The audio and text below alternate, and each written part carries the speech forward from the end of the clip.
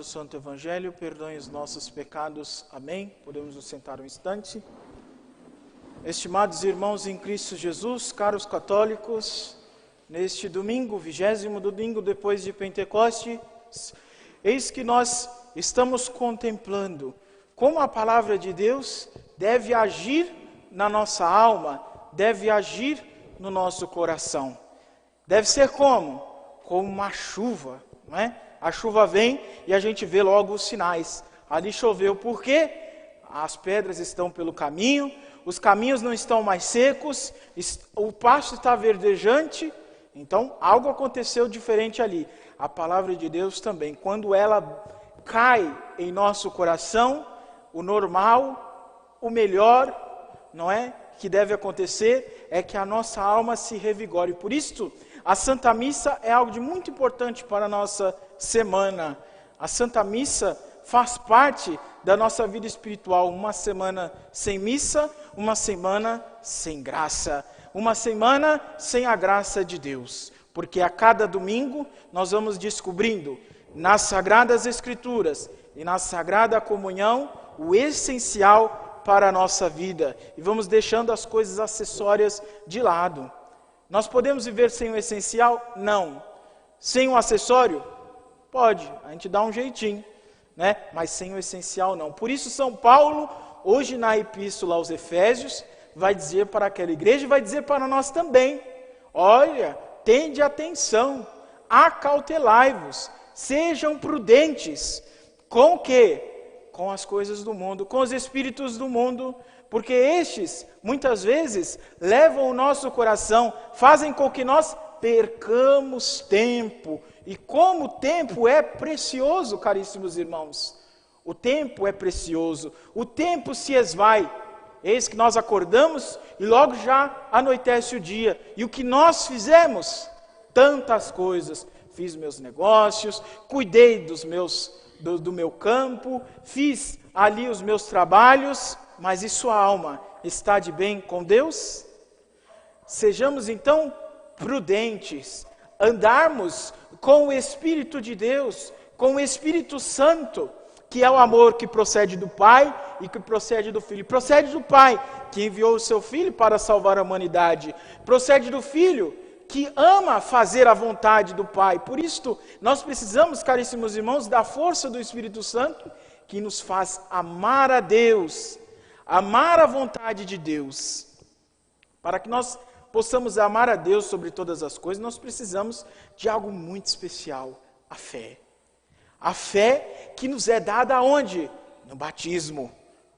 Quando nós fomos batizados, alguém disse para nós lá, o padre fez a pergunta: que pedes à igreja de Deus? A fé. O que te alcança a fé? A vida eterna. Aquela vida com V maiúsculo, aquela vida que é o céu. Por isso que nós precisamos. Então a fé é plantada no nosso coração como uma semente.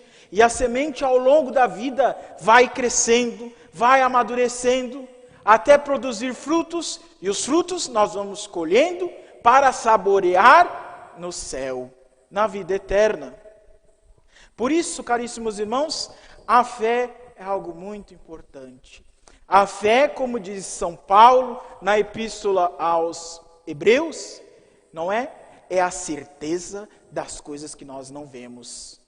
Como nós somos seres humanos, nós sentimos, e para crer, muitas vezes a gente precisa ver, então nós precisamos da fé, para dar crédito àquelas coisas que nós não vemos. E muitas vezes nós precisamos pedir ao Senhor que ajude essa nossa fé.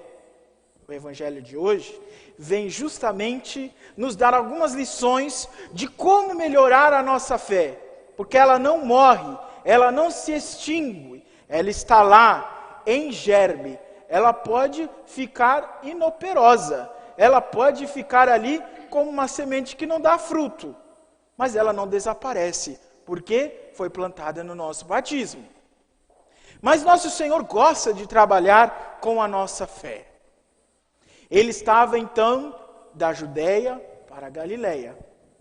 Eis que ele já tinha realizado na Judéia o milagre das bodas de Caná. E agora ele se aproxima de uma outra região. Eis que vai de encontro com ele um oficial do rei Herodes, também era judeu.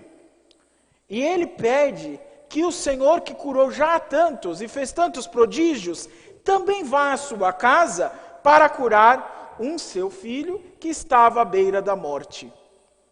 Nosso Senhor diz para ele: pode voltar para sua casa, porque ele já está curado. Mas aquele homem tem uma fé muito grande.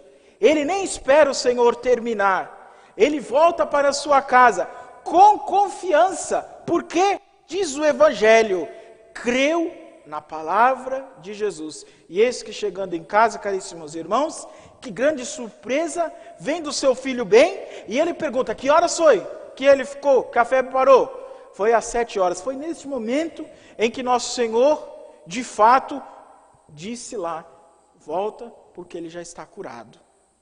Vejam bem, a fé, caríssimos irmãos, deve ser firme. Uma fé firme, como a fé de Abraão. Abraão que creu contra todas as esperanças. Abraão que recebeu a mensagem de Deus: você será pai de uma grande geração. Como, Senhor? Sou velho, não posso ter mais filhos, não tive nenhum, não vou ter outro. Nosso Senhor então promete para ele uma descendência numerosa, e eis que faz com ele e Sara um grande prodígio. Fé firme, ele acreditou, e eis que veio o filho. Deus parou por aí? Não. Mandou sacrificar aquele único filho. Vai para o monte, vai sacrificar ele, vai provar o seu amor por mim e a sua obediência. E eis que Abraão, com seu coração sangrando, leva o seu filho para o monte para sacrificar. Ali foi a grande prova. Por isso a fé, caríssimos irmãos, é um salto no escuro. É o assentimento que eu dou. Assino um cheque em branco com Deus.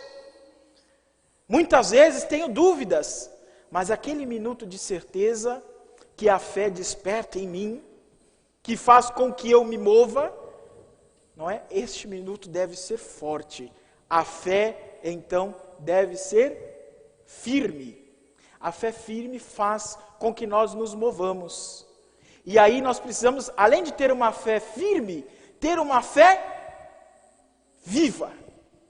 Aquele homem não voltou para casa se questionando ou pensando: ah, não, Jesus não vai conseguir fazer isso.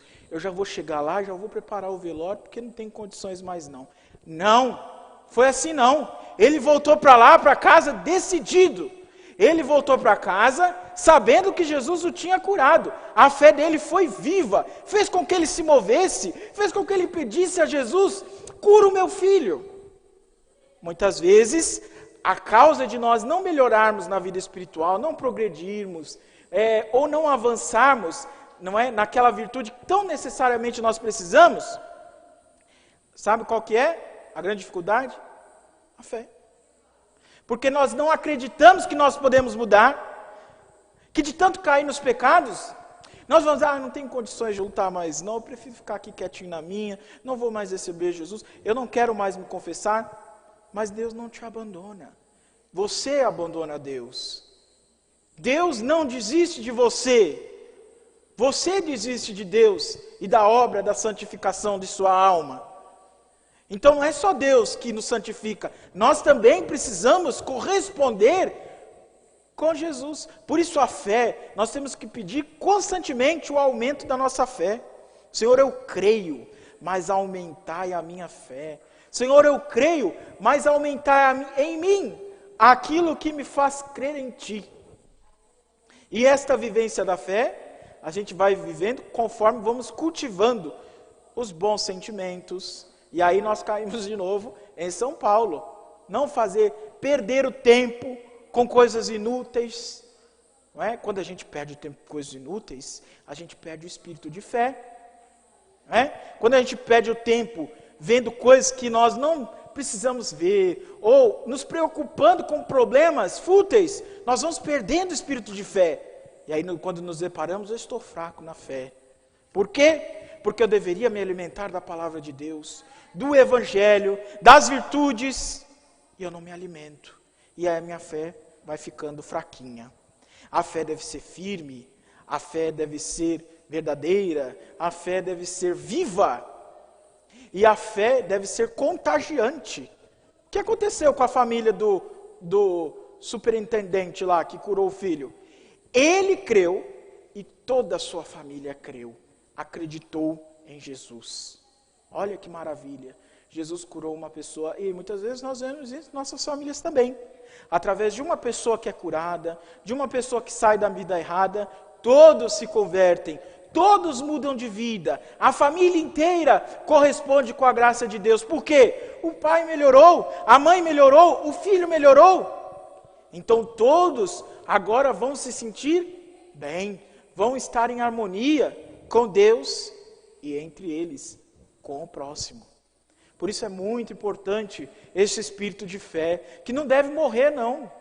O mundo quer fazer com que o nosso espírito de fé morra, não é? Porque a fé não tem como colocar num tubo de ensaio, né? Não tem como medir a fé, não temos como saber quantas moléculas de fé há em uma pessoa, não tem como.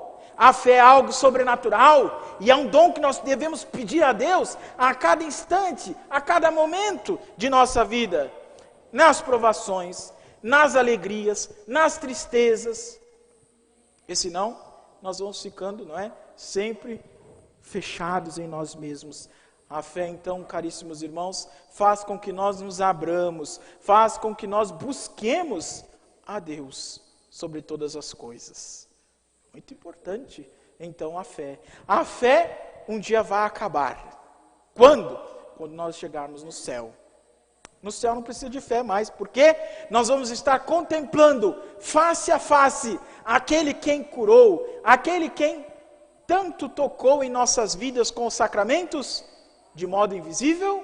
Nós vamos ver Jesus face a face no céu. Nós vamos contemplá-lo em sua glória, em sua majestade. E aí não vai ser preciso mais de fé. Não vai ser preciso mais da santa esperança. Só lá existirá o amor, a caridade. Esta nunca vai se extinguir. Vamos pedir então a Jesus neste dia, o médico dos médicos, que cure a nossa alma. Coloque no nosso coração o espírito de fé, que nos conduza pelos bons caminhos. Vamos pedir também esta graça tão necessária, a virtude da fé, a Nossa Senhora. Ela que foi cheia da fé, cheia da santa esperança, que ela coloque no nosso coração o sentimento de ânimo, um sentimento de viveza da fé, para que a gente não se desespere diante dos nossos erros, diante de nossas dificuldades, diante de nossas provações. Louvado seja o nosso Senhor Jesus Cristo.